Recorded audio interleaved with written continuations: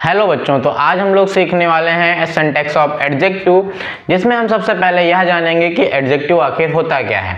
तो एडजेक्टिव का मतलब हिंदी में होता है विशेषण। विशेषण मतलब जो किसी की विशेषता बताएं। तो ये विशेषता बताते क्या किसकी हैं? या तो ये नाउन की विशेषता बताएंगे और या किसकी विशेषता बताएंगे? प्रोनाउन की। प्रोनाउन की क्यों? क्योंकि नाउन की जगह पे हम लोग प्रोनाउन का यूज कर सकते हैं। जैसे यहाँ पे अरविंद लिखा है तो अरविंद की जगह हम ही लिख सकते हैं। जैसे यहाँ पे रानी लिखा है तो रानी की जगह हम लोग सी लिख सकते हैं। अब इनका यूज कैसे करते हैं? देखो, ये एडजेक्टिव जब भी आता है नाउन या प्रोनाउन की क्या बताएगा? विशेषता बताएगा, और किसी को नाउन और प्रोनाउन की विशेषता बताने का अधिकार नहीं है एडजेक्टिव के अलावा। तो अब यहाँ पे देखो, जैसे सेंटेंस मैंने लिखा है Arvind is a handsome boy. अब यहाँ पे देखो, ये जो बॉय है, बॉय क्या है? नाउन है। और लेकिन बॉय है कैसा? क्वालिफाई बॉय को कौन कर रहा है? हैंडसम। मतलब लड़का तो है लेकिन कैसा है? हैंडसम लड़का है। सॉरी, हैंडसम की स्पेलिंग गलत है, हैंडसम लड़का है वो कैसा है? हैंडसम है। अब यहाँ पे देखो, girls, Rani is a beautiful girl. Girl तो है लेकिन कैसी है? ब्यूटीफुल। यहाँ देखो, इसकी विशेषता बताने के लिए जो शब्द आए हैं ब्यूटीफुल और हैंडसम, ये क्या है? एडजेक्टिव है। तो इसमें क्या होता है, जब भी नाउन से पहले कोई एडजेक्टिव आए तो उसको बोलते हैं एट्रीब्यूटिव यूज ऑफ एडजेक्टिव। और वही सेंटेंस जैसे अगर ये किसी वर्ब के बाद आए, जैसे ही इज हैंडसम, तो यहाँ पे ये है नाउन, प्रोनाउन से पहले नहीं आया एडजेक्टिव, प्रोनाउन के बाद आया है। मैंने बताया कि एडजेक्टिव नाउन या प्रोनाउन की विशेषता बताने के लिए आते हैं।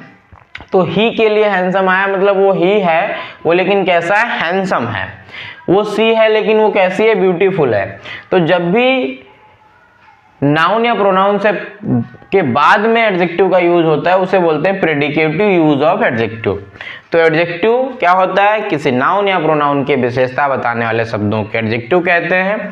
एडजेक्टिव विशेषता केवल नाउन की बता सकता है और प्रोनाउन की।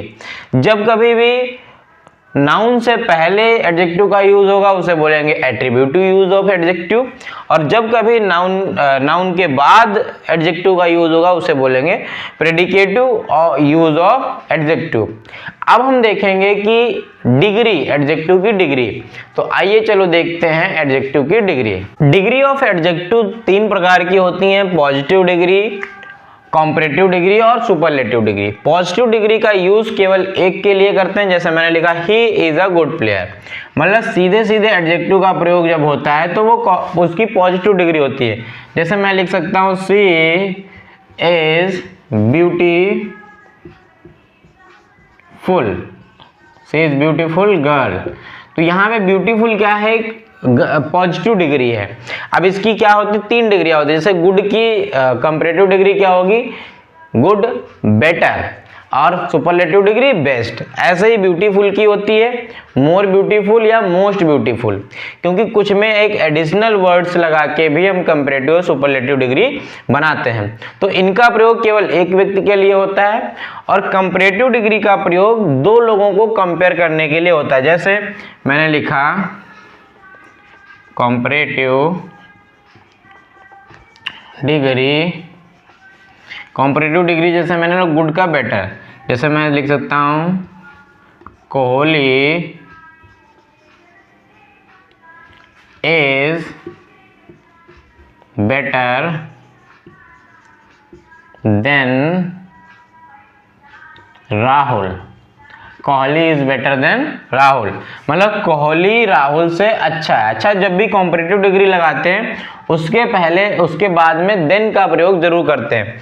लेकिन यहाँ पे बात कुछ ऐसी है कि कुछ जानने वाली बात है कि जिन भी वर्ड्स के लास्ट में OR लगा होता है, जैसे जूनियर, सुपीरियर, ऐसे वर्डों में देन ना लगा के हम लोग टू लगाते हैं। जैसे अगर मुझे लिखना हो I am junior to you, मैं आपसे क्या हूं? जूनियर हूं। यहाँ पे जूनियर OR वाला अगर कॉम्परेटिव डिग्री आती है तो उसके साथ देन ना लगाकर टू लगाते हैं। यहां से आपका क्वेश्चन बनता है। अब हम लोग बात करेंगे सुपरलेटिव डिग्री की।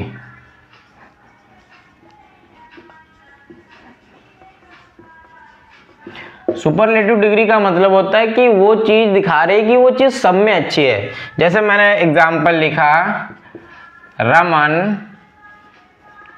Is wisest, Raman is wisest student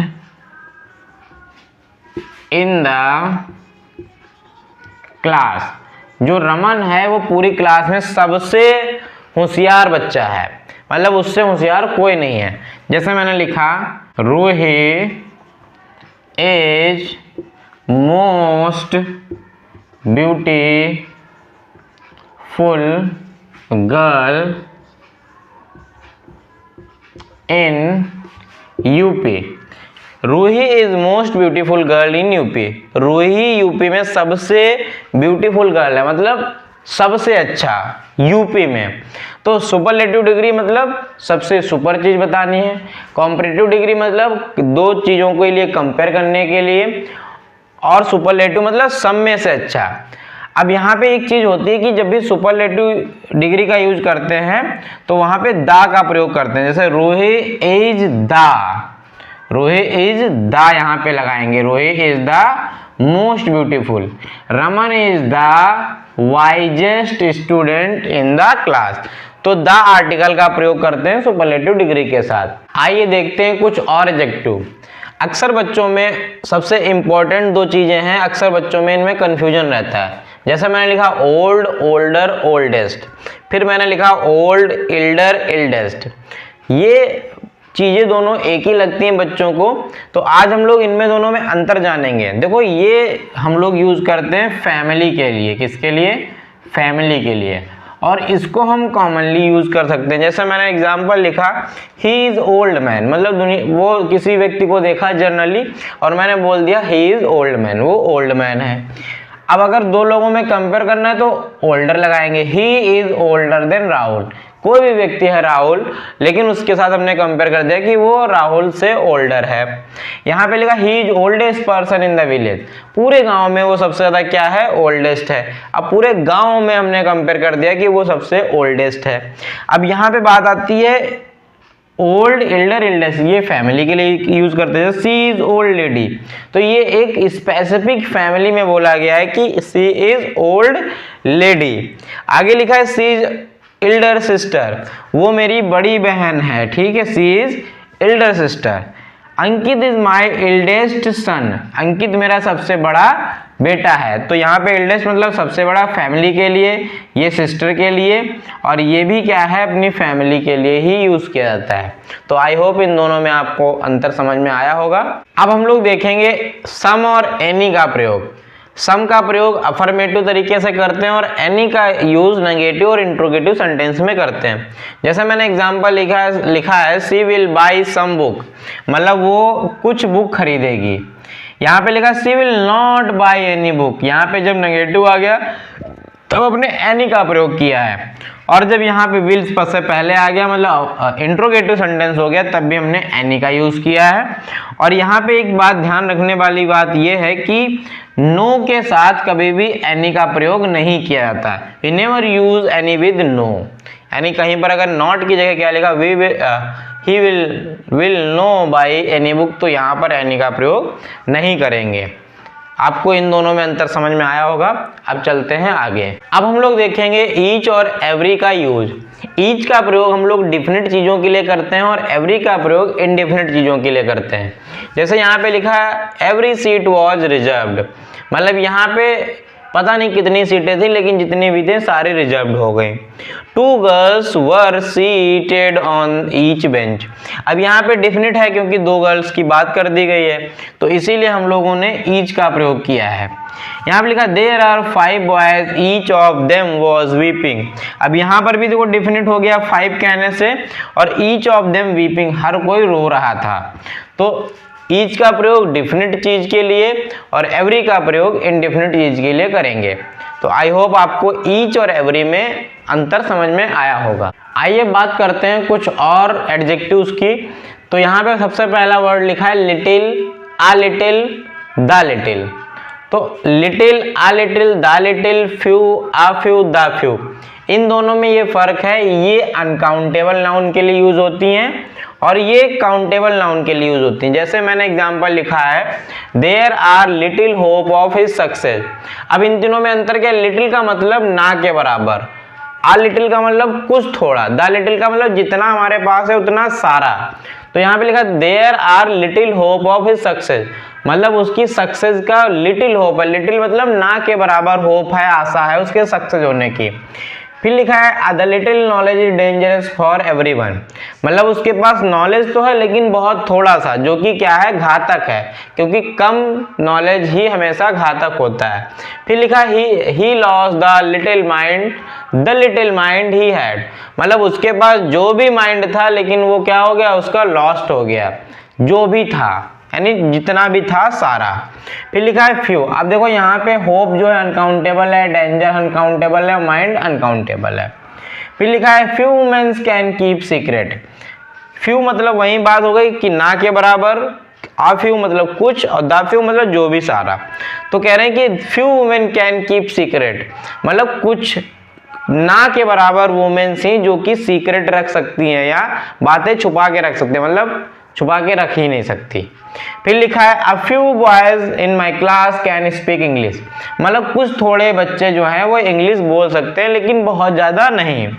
फिर लिखा है he gave her 5 coins he had, मतलब उसके पास जो 5 coins थे उसने दे दिए, मतलब जो भी उसके पास सारे 5 ही रुपए थे, भले ही आपके लिए ज़्यादा नहीं है लेकिन द फ्यू का मतलब है जो भी उसके पास था उसने सारा दे दिया। फिर लिखा है लेटर, लेटेस्ट और लास्ट। लेटर का मतलब क्या होता है कि इसके बाद, जब दो लोगों को सीक्वेंस में बताना हो कि उसके बाद। तो देखो लिखा है I reach the college later than you, मैं तुम्हारे बाद कॉलेज पहुंचा। फिर लिखा है लेटेस्ट, लेटेस्ट मतलब जो नया आया है, मतलब किसी सीरीज में सबसे नया वाला। जैसे बोलते नहीं कि सबसे लेटेस्ट मोबाइल का वर्जन कौन सा है, तो दिखा है what is the latest information, नई इंफॉर्मेशन क्या है। फिर लिखा है लास्ट, लास्ट मतलब सबसे आखिर में, जब भी ऑर्डर में कोई चीज दी हो, जैसे she was the last women of the line, वो लाइन की सबसे लास्ट वुमेन है। तो आई होप आपको समझ में आया होगा कब लिटिल का प्रयोग, कब आ लिटिल का, कब द लिटिल का, फ्यू का कब, आ फ्यू का कब, द फ्यू का कब, और लेटर का कब, और लेटेस्ट का कब, और लास्ट का कब। यही हमारा सिंटैक्स ऑफ एडजेक्टिव था। तो मिलते हैं नेक्स्ट वीडियो में, तब तक के लिए हंसते रहिए, पढ़ते रहिए।